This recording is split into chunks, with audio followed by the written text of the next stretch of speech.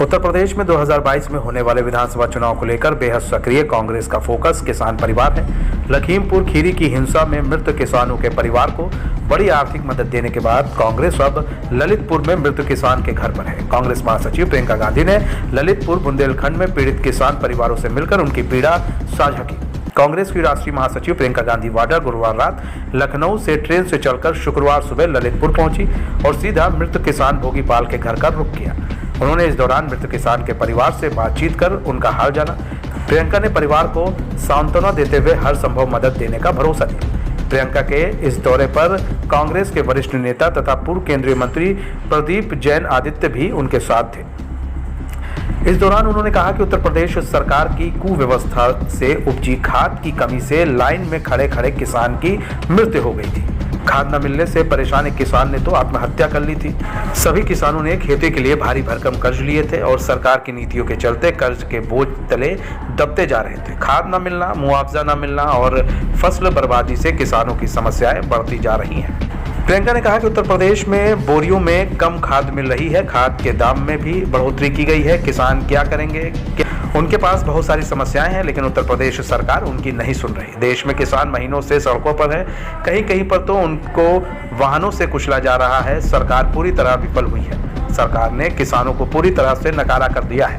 यह केवल 4 परिवारों की समस्या नहीं, बल्कि पूरे बुंदेलखंड की यही समस्या है। ललितपुर जिले के जाकलून थाना क्षेत्र के नया गांव निवासी किसान भोगीपाल की हाल ही में मौत हो गई थी। वह खाद की दुकान में अपनी बारी का इंतजार कर रहे थे।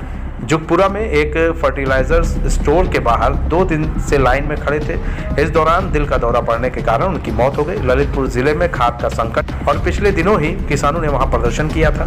ललितपुर में ही बीते दिनों ही जिले की तहसील के ग्राम रौंधा में भी एक किसान ने खाद न मिलने के विरोध में सुसाइड करने की कोशिश की थी। किसान का आरोप था कि रौंधा सहकारी समिति पर किसानों को खाद नहीं मिल रही है और इसके कारण फसल को नुकसान हो रहा है।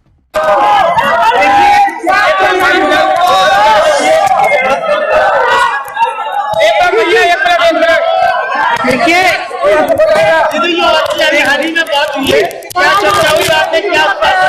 देखिए चर्चा ये हुई कि जो ये 4 परिवार हैं,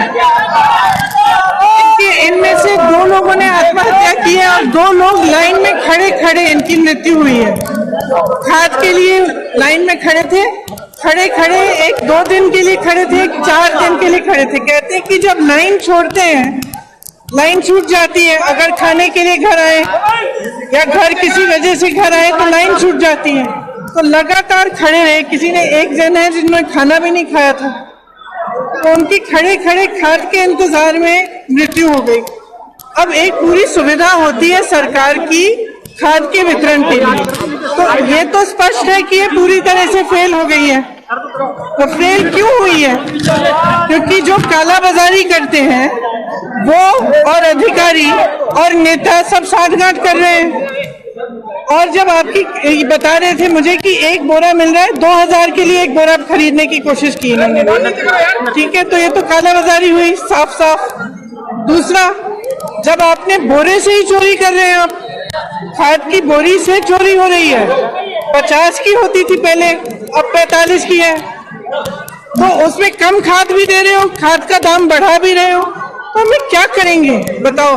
अब इनकी इतनी समस्याएं हैं, इतनी समस्याएं, और सरकार सुन नहीं रही है। आप जानते हैं किसान सड़क पे आ गया है, महीनों से सड़क पे है, लेकिन कहीं भी इसकी सुनवाई नहीं है। कहीं कुचला जा रहा है गाड़ी के नीचे, तो कहीं इस तरह की चीजों से कुचला जा रहा है। अच्छा, यहाँ आते आते आपने देखा कि अन्ना, ये आवारा पशु है हर जगह, यहाँ पे शायद अन्ना प्रथा कहते हैं उसको। अब ये मुझे भी ये भी बता रहे थे कि पूरी रात बैठे रहते हैं खेत में, पूरी रात खेत में बैठे। यहाँ बारिश हो गई, आखिरी बारिश, कह रहे कि वो तो भगवान की देन थी कि हमारे खेतों में पानी आया। उसके बाद कम से कम आप खाद तो दिलवा देते हमें। तो सब कर्ज में है बेचारे, खाद नहीं मिल रही है। पानी आया खेत में, उन्होंने सोचा कि कम से कम कुछ उपज होगी, कुछ आगे बढ़ सकेंगे, वो भी नहीं हुआ क्योंकि खाद नहीं मिली।